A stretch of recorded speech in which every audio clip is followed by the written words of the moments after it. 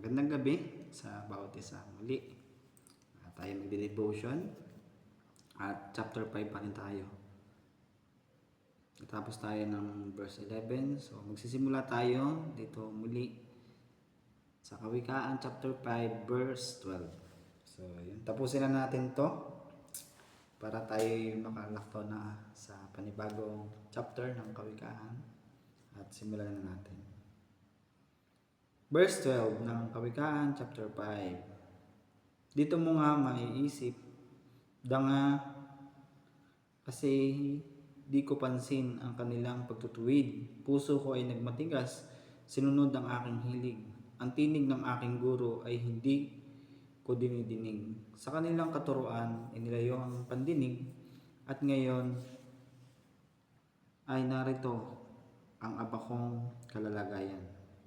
Isang kahihiyan sa ating lipunan ang dapat maging tapat sa asawang minamahal. Ang tangi mong pag-ibig iukol sa kanya lamang. Kung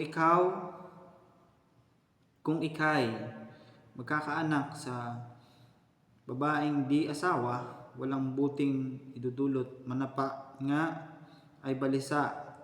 Anak mo'y dapat lumaki nang ikaw ay matulungan upang hindi doon sa iba iasa ang iyong buhay. Kaya nga ba't mahalin mo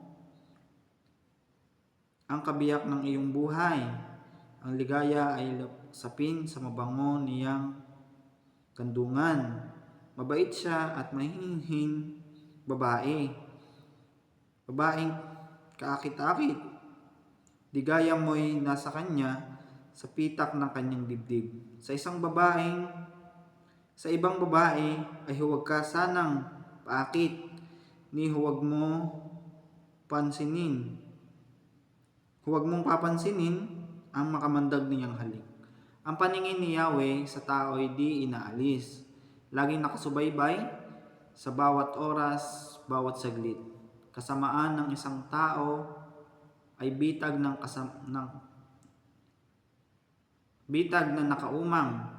Siya ang magdurusa sa sariling kasalanan. Pagkat walang pagpipigil, siya ay mamamatay at dahil sa kamangmangan, hahantong nga niya'y sa libingan.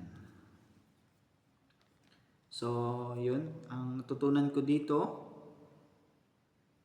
ay yung dito nakalagay sa verse 12. Dito mo nga maiisip, dangang kasi di ko pansin ang kanilang pagtutuwid.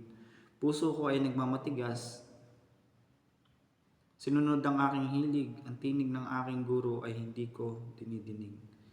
So yun, tinuturuan tayo ng salitang ito na makinig sa mga itinuturo ng ating mga tagapagturo, ng ating pastor, upang hindi tayo masadlak sa kahihiyan.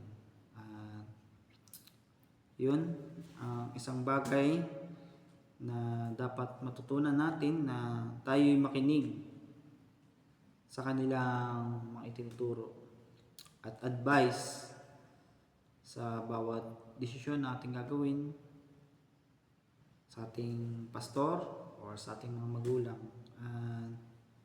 Yun, patuloy nating pahalagahan ang kanilang itinuturo.